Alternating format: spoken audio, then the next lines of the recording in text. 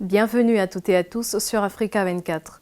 Les dirigeants africains veulent réduire les coûts des transferts de fonds élevés de la diaspora africaine vers le continent, qui seraient contraires aux objectifs de développement durable et à l'agenda 2063 de l'Union africaine. Pourtant, les envois de fonds de la diaspora africaine contribuent pour environ 8% au PIB des pays africains. Ce numéro de décryptage reçoit le ministre des Affaires étrangères du Togo, M. Robert Dussé. Il aborde avec nous la question du taux des transferts élevés de la diaspora africaine, les objectifs recherchés à travers le Forum pour la réduction des coûts des transferts de fonds et les actions à mener pour faciliter les transferts de fonds de la diaspora vers le continent. M. Robert Dussé, ministre des Affaires étrangères du Togo, bienvenue sur Africa 24.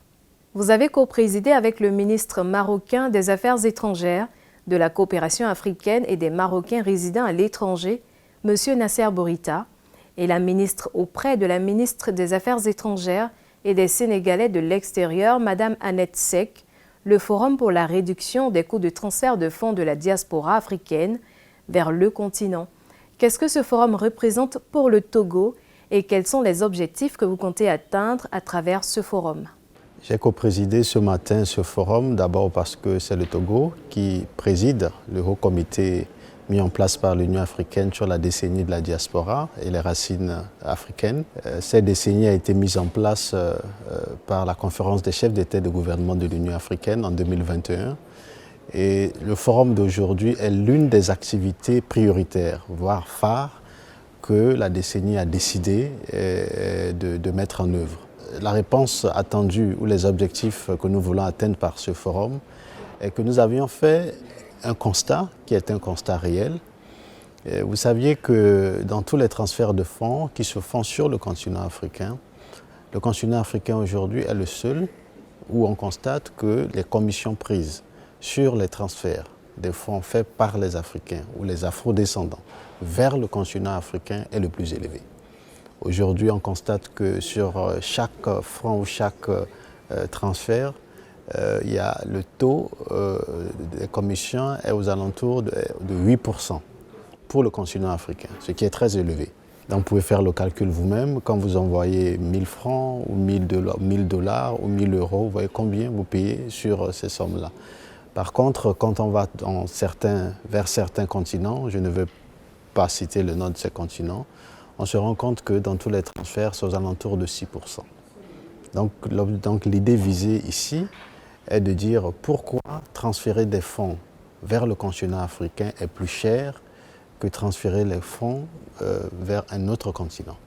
Donc les ministres membres du Haut Comité et avec le ministre des Affaires étrangères du Royaume du Maroc, le ministre Nasser Bourita, avons décidé d'abriter cette rencontre importante du Haut Comité ici à Rabat afin de mener des réflexions et de voir les voies et les solutions que l'on puisse trouver pour faciliter le transfert de fonds de nos frères et sœurs de la diaspora vers le continent africain.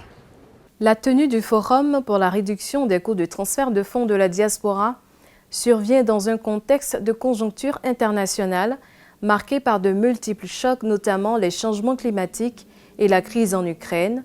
Quelles sont les actions concrètes à mener pour réduire le taux des transferts de fonds de la diaspora africaine vers le continent? Je crois qu'il faut des actions très fortes.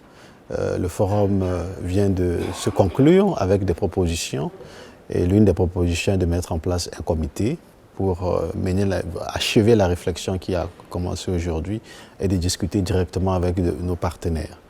Il va de soi que pour ce qui nous concerne au niveau du Haut Comité, il faudrait bien sûr faire un rapport auprès de la Commission de l'Union africaine, la conférence des chefs d'État, ça c'est du côté de la bureaucratie, mais le côté de l'action, c'est que nous devons aller vers des institutions financières qui favorisent ou qui travaillent, qui sont en partenariat avec le continent africain pour les transferts de fonds, leur montrer les résultats de ce forum et discuter avec ces institutions pour trouver des moyens, pour faire des propositions concrètes afin de réduire. Pour nous, c'est simple, c'est comme la mathématique, c'est-à-dire pourquoi c'est plus cher. qui nous disent pourquoi et on verra ensemble, on leur fera des propositions avec des experts bien sûr pour dire mais si on fait ainsi, peut-être qu'on peut avoir le même niveau de taux de commission sur les transferts. Nous savons que ce n'est pas évident. On connaît plus ou moins les causes, mais c'est pour la première fois que sur le continent, les Africains prennent conscience d'une taxation plus élevée des fonds qui viennent vers le continent africain que les autres. Le fait d'abord que nous ayons pris conscience de cela et qu'on pose le problème, je pense que c'est le début d'un mouvement qui se fera sûrement en douceur afin de réduire les taux des transferts sur le continent africain. Vous venez de mentionner qu'il faudrait des actions fortes pour la résolution de la problématique du taux des transferts de fonds de la diaspora, notamment la mise en place d'un comité, faire un rapport auprès de la Commission de l'Union africaine et aller vers les institutions financières en partenariat avec le continent africain. La résolution concrète de cette difficulté pourrait être effectuée à quel horizon selon vous?